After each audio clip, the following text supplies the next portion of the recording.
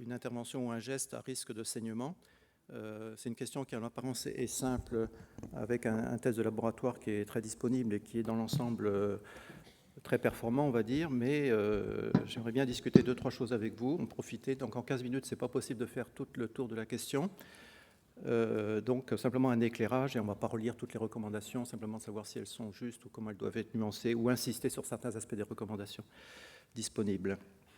Je n'ai pas d'intérêt par rapport à cette question. J'ai beaucoup de liens avec le GIHP, qui sont à la fois professionnels et amicaux, je dirais, sentimentaux.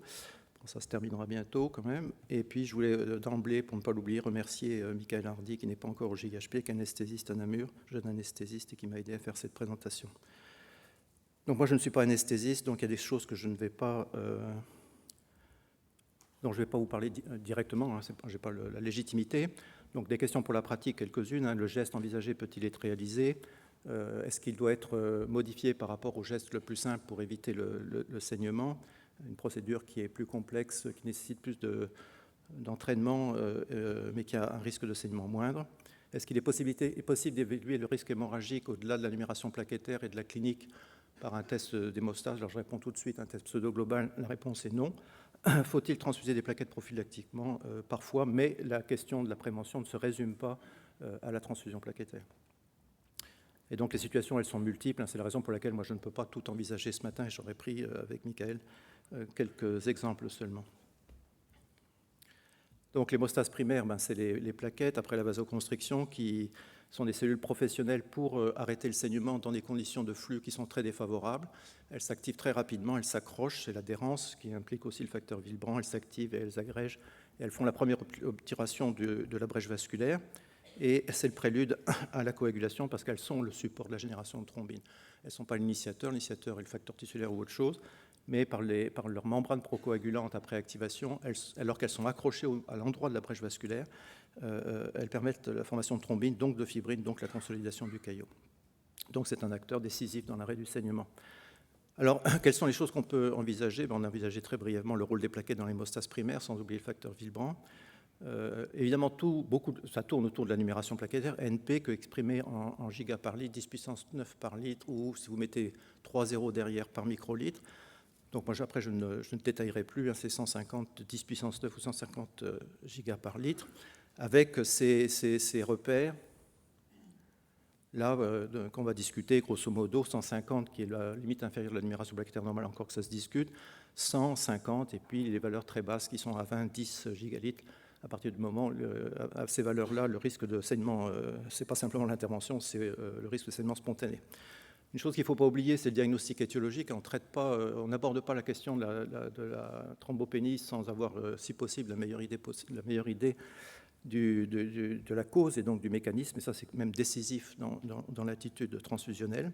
Et cela survient dans un contexte qu'il faut apprécier très soigneusement sur le plan de multiples déterminants. Donc ça ne se résume pas à la numération plaquettaire, comme beaucoup de tests de laboratoire ou tous les tests de laboratoire.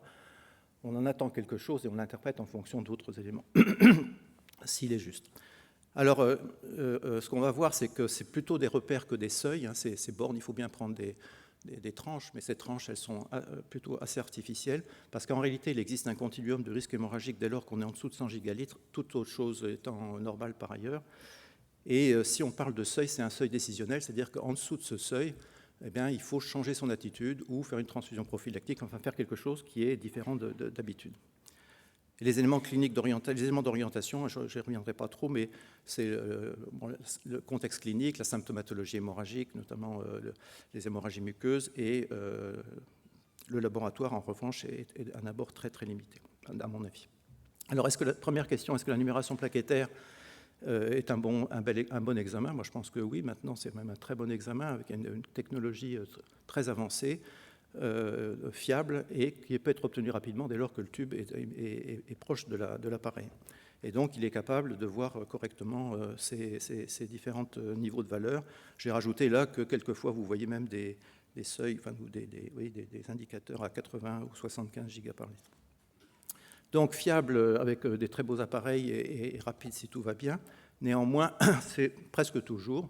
Alors juste vous sensibiliser là-dessus. Habituellement, on ne va pas faire de cours d'enseignement d'hémostase de laboratoire, mais il se trouve que cette image-là, que vous avez, ces deux images sont dans British Journal of Anesthesiology. Donc c'est le piège qu'on espère que la plupart des laboratoires sont capables de détecter, c'est-à-dire que les plaquettes se mettent en amas ou entourent les neutrophiles, ce qu'on voit ici à droite, et donc elles ne sont plus repérées par les appareils, parce que les appareils repèrent essentiellement les plaquettes par la taille, c'est les plus petits éléments du sang. Et donc ça, c'est une cause de fausse thrombopénie qui peut survenir de manière rare, mais non tout à fait exceptionnelle. Et évidemment, ça change tout, donc il est important que le labo ait bien vérifié ça. Et ça, l'appareil, c'est un peu comme ChatGPT. Les appareils sont extraordinairement performants aujourd'hui. C'est vrai que vous mettez le tube, ça marche tout seul, voire même le tube arrive avec tout le système de la robotique. Mais de temps en temps, l'homme est quand même plus intelligent que ChatGPT. Il faut toujours voir ce qu'il fait. Alors, le deuxième problème qui est plus fréquent, c'est l'exactitude. L'exactitude, donc là, c'est une diapositive, enfin un résultat tiré de contrôle de qualité au Royaume-Uni, et la numération plaquettaire descend ici en giga par litre, jusqu'à 10 gigalitres, et c'est en abscisse ce qu'elle devrait être, et en ordonnée ce qui est mesuré. Et donc la relation en bleu, elle doit être linéaire, mais compte tenu de l'imprécision de la mesure, qui existe, c'est un très bon appareil, une très bonne mesure, mais néanmoins une certaine imprécision, eh bien les valeurs qui vont être trouvées par l'appareil peuvent diverger de jusqu'à 5 gigalitres. Et en dessous de 10 gigalitres, 5 gigalitres, ça vous fait passer soit inférieur au seuil de risque hémorragique majeur, soit au contraire, vous remonte, voire même jusqu'à 20 gigalitres, ce qui change beaucoup la décision thérapeutique, la décision médicale. Et donc ça, c'est important à prendre en considération, c'est vraiment la plus grosse limite, malgré les améliorations technologiques qui sont considérables et la vigilance des gens qui supervisent ces examens au laboratoire. Eh bien, cette imprécision, elle est incontournable, donc il faut vraiment être, et on va voir un exemple, bien conscient de ça. Néanmoins, on fait avec. Alors, juste un mot, les plaquettes, pourquoi elles peuvent être basses? Donc, les plaquettes sont produites par la moelle hématopoïétique. Il y a un tiers des plaquettes émises par la moelle, produites par la moelle, qui sont dans la rate. Elles n'y sont pas séquestrées, mais elles y sont au chaud et elles peuvent être mobilisées. La durée de vie des plaquettes est d'environ 10 jours, ce qu'on sait pour l'histoire d'aspirine, etc. Parce que les anesthésistes sont retenus à cause de ça. Et les thrombopénies, les causes sont multiples, hein, mais pour l'essentiel du topo aujourd'hui, je vous demande de retenir que lorsque la rate est grosse, il y a un hypersplénisme et les plaquettes sont donc, le compartiment plaquettaire est augmenté. Donc la numération des plaquettes circulantes est basse, mais le pool de plaquettes disponibles dans l'organisme, en réalité, est nettement plus élevé. Donc la numération plaquettaire sous-estime les plaquettes disponibles pour l'hémostase. Et la deuxième chose, c'est que selon le mécanisme, la durée de vie est normale ou raccourcie. Elle est normale lorsque c'est un défaut de production, notamment insuffisance médulaire pour des raisons hématologiques, l'hémopathie, ou raccourcie, et ce sont les thrombopénies périphériques. Et ça a une conséquence considérable pour la transfusion plaquettaire. Donc là, on est juste limité à la transfusion plaquettaire prophylactique. Si le mécanisme, selon que le mécanisme est central ou périphérique, le résultat de la transfusion sur la numération plaquettaire va être complètement différent. Si le mécanisme est central, les plaquettes transfusées, dans la mesure où elles sont en bon état, eh bien vous aurez une bonne récupération, un bon rendement transfusionnel et une bonne persistance dans la circulation, donc une prophylaxie probablement de ce point de vue-là bonne, alors que si la thrombopénie est périphérique, eh bien, il y a peu de plaquettes qui restent en circulation, elles sont détruites rapidement, et donc ce n'est pas très utile, et c'est parfois même délétère, mais je ne rentre pas dans les détails. Alors, ce que je voulais illustrer après, donc je reprends cette diapositive, c'est l'histoire du continuum. Enfin, je vais illustrer ça, juste mentionner qu'en dessous de 100 gigalitres, le risque augmente continuellement, mais cette relation, elle est partielle pour toutes sortes de considérations, dont la qualité du fonctionnement plaquettaire, et cette relation n'est pas linéaire, c'est-à-dire que plus la numération est basse, plus le risque hémorragique s'accroît de manière non linéairement proportionnelle. Alors la deuxième chose, c'est pour le contexte, c'est cette thrombopénie, elle vous arrive finalement dans la figure comment? Alors soit elle est connue chronique, enfin elle devrait être connue chronique avec un diagnostic étiologique ou pas, ou un diagnostic étiologique que vous ne connaissez pas, et c'est un peu ennuyeux. C'est pas toujours facile de savoir pourquoi il y a une thrombopénie. Cette découverte elle peut être fortuite, préopératoire, asymptomatique, là vous êtes puni d'avoir fait une numération s'il n'y en avait pas besoin, préopératoire, ou alors c'est dans le contexte d'une maladie aiguë grave pour laquelle le malade est entre vos mains ou un trauma. Donc des contextes extrêmement différents, c'est pour ça que c'est très réducteur de juste parler de seuil sur la numération plaquettaire. Alors je vais prendre juste un exemple pour le seuil décisionnel. Enfin juste un exemple, ce sont des études, il y en a trois prospectives, il y en a 3 ou 5, donc c'est pas difficile. Donc j'ai pris la plus récente pour le seuil à 20. Hein, donc les plaquettes les plus basses, le risque hémorragique le plus important. Et la question se pose pour la pose d'une voie veineuse centrale chez un patient qui manque de plaquettes, donc qui est un de vos problèmes quotidiens. Est-ce qu'il faut transfuser les plaquettes à titre prophylactique? Alors l'étude, la voilà, elle est publiée en 2023 dans le New England Journal of Medicine, donc étude prospective multicentrique. C'est un essai randomisé contrôlé où les personnes qui ont, les malades, pardon, qui ont une numération plaquettaire basse mais supérieure à 10 gigalitres, est-ce qu'on doit les transfuser ou non prophylactiquement en plaquettes avant la pose d'une voie veineuse centrale guidée par ultrason?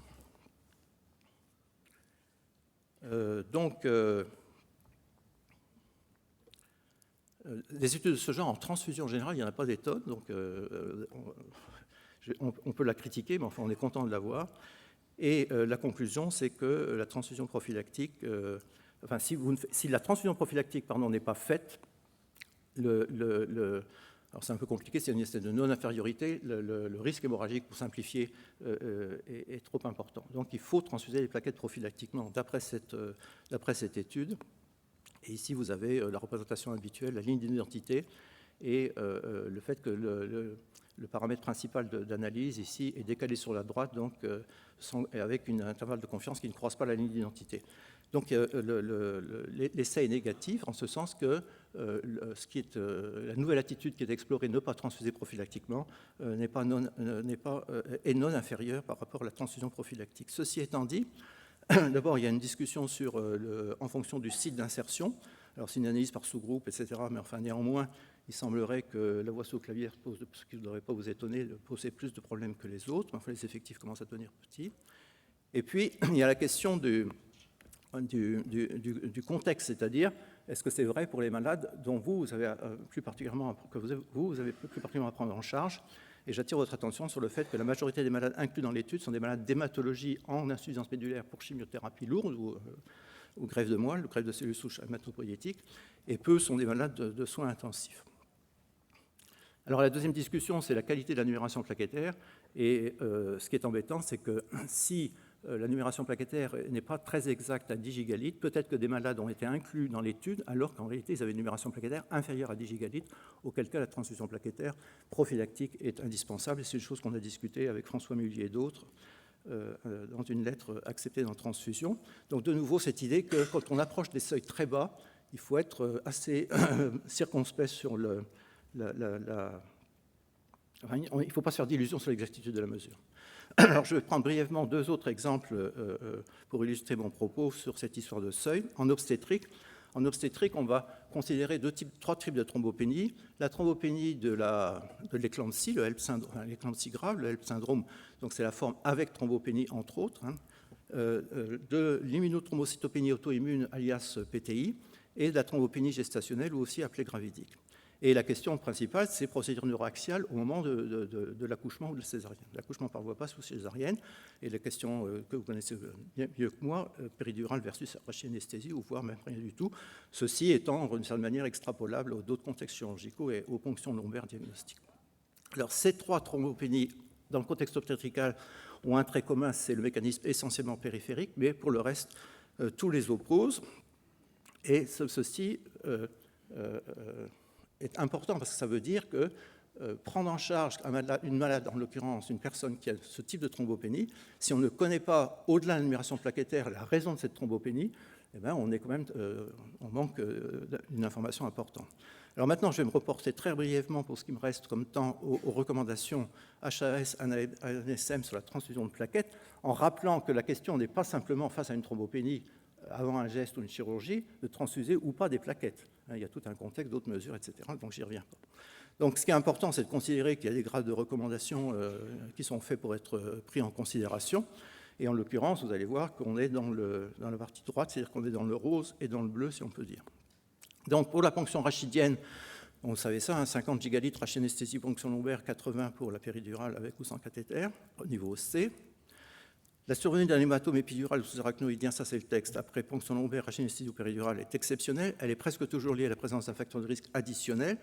Et j'illustre simplement pour l'histoire du L par rapport aux deux autres situations, la thrombopénie chronique auto-immune ou la thrombopénie bénigne, en général pas très marquée, gestationnelle de fin de grossesse, qui n'est pas réellement pathologique, eh bien c'est qu'ici, une numération plaquettaire au temps T ne vous dit pas ce qui va se passer 5 minutes, 10 minutes ou au moment du geste, parce que c'est une pathologie extrêmement grave et évolutive, et une numération plaquettaire qui est au-dessus de 50 peut s'effondrer du fait de l'évolution de la pathologie. Alors en ce qui concerne la cirrhose, je vais à la fois je vais être bref, mais c'est un point capital, parce que ça illustre bien que cette histoire que numération plaquettaire isolée, ça peut être très trompeur. Pourquoi? Alors, une des questions qui se pose, peut-être moins à vous qu'aux hépatologues, mais enfin quand même, comment est-ce qu'on peut faire la biopsie hépatique? Alors on dit, bon évidemment, vous savez, la voie transjugulaire, du point de vue hémostatique, pose moins de problèmes, etc., etc. Donc c'est une autre orientation. Enfin, vous avez des textes faits par les hépatologues et je vous y renvoie. Ce qui me paraît être important ici, c'est que le contexte de la cirrhose illustre bien les troubles complexes de l'hémostase avec une atteinte multiple. La première chose, c'est qu'il est clair que plus le foie joue beaucoup de rôle dans l'hémostase, y compris dans la production des plaquettes. Ce n'est pas le lieu de la production des plaquettes, c'est le lieu de la production du facteur qui stimule la production des plaquettes, la thrombopoïétine. Mais donc plus la maladie est grave, plus les altérations sont marquées. Mais les altérations, ce n'est pas simplement thrombopénie. Vous allez avoir un temps de quick qui est allongé, parce que les facteurs de coagulation procoagulants sont diminués, mais en face, vous avez aussi les inhibiteurs diminués. Et donc, en aucun cas, le temps de quick, souvent exprimé hélas en INR, ne vous rend compte de la gravité de l'atteinte hépatique, mais pas du risque hémorragique. Alors la thrombopénie, le chiffre, il est vrai, sauf que beaucoup de plaquettes sont dans la rate, et c'est là où vous ne les avez pas comptées, et elles sont mobilisables pour l'hémostase, elles ne sont pas séquestrées, elles font l'aller-retour. Donc ça, c'est l'histoire de l'hypersplénisme. Et d'ailleurs, si vous retournez aux recommandations de l'HAS dans le contexte général médical, c'est marqué que la thrombopénie exclusivement secondaire en hypersplénisme n'est pas une indication de la transfusion plaquettaire. Les plaquettes vont foutre le camp. Un, il n'y en a pas besoin. Deux, les plaquettes vont foutre le camp dans la rate. Donc la numération ne va pas être augmentée. Vous allez dire, ma transfusion ne sert à rien, je vais continuer, je vais différer le geste, etc. Donc ça, c'est du temps perdu. Alors, la complexité, rien que pour l'hémostase primaire, c'est qu'il peut y avoir une altération qualitative plaquettaire, donc numération plaquettaire sympathique, mais les plaquettes pas très fonctionnelles, et à l'inverse, le facteur Willebrand est augmenté, ce qui peut, dans une certaine mesure, compenser le défaut quantitatif, voire qualitatif plaquettaire. Donc, il y a une appréciation qui va très au-delà de la numération plaquettaire. Donc, tout ça a été très bouleversé, est-ce qu'il faut transfuser du plasma, etc., au-delà de la plaquette, dans le contexte du foie, mais je pense que ça illustre bien les évolutions récentes et le fait que l'on a conscience que tout ça, c'est une appréciation globale qu'il faudrait, mais qu'aujourd'hui, on est très démuni parce que le laboratoire ne peut pas vous la proposer réellement. Alors, est-ce qu'il faut faire une étude d'hémostase dans ce contexte? La réponse, alors ça, je le prends de Pierre-Emmanuel Routou, vous savez, qui est le grand spécialiste de cette affaire. Thomas, il va falloir conclure. Je termine. Il y a des facteurs qui ne sont pas prédictifs, ils sont sur la liste, donc c'est les facteurs de laboratoire, de coagulation. Et le facteur prédictif, c'est la numération des plaquettes. Ici, elle n'est pas exprimée en gigalitres, mais enfin, c'est pas grave, vous voyez. Et ce que vous voyez, c'est le continuum. On fait des petites tranches, mais après, il y a un continuum sur le risque hémorragique, et ça tombe à 75 ou 50 gigalitres. Pas de test pour l'hémostase primaire, la viscolinstométrie, je pense que non. Et je termine par les recommandations auxquelles je vous renvoie. La recommandation principale, c'est, et elle est toujours juste, les seuils de numération plaquettaire justifiant la transfusion dans un contexte périopératoire sont à pondérer, sont de 50 gigalitres, mais elles sont à pondérer par l'existence de facteurs de risque, et ce n'est qu'une règle générale, parce que il y a la neurochirurgie et assimilable le segment postérieur de l'œil, où ça monte à 100. Entre 50 et 100 pour le segment postérieur de l'œil. Pour tout ça, je vous renvoie à un très beau document du Collège national des enseignants d'anesthésie et réanimation. Dans le manuel trauma grave, vous avez aussi un sous-manuel de l'hémostase en dehors du trauma. Les recommandations internationales par rapport à celles de France, elles me paraissent cohérentes, concordantes, convergentes, malgré un niveau de preuve faible. Et puis, ma question pour terminer, c'est ces recommandations, est-ce que vous les utilisez? Est-ce qu'elles vous sont utiles? Est-ce que vous pensez qu'elles sont mal écrites ou qu'il y a une raison de les actualiser aujourd'hui? Je vous remercie.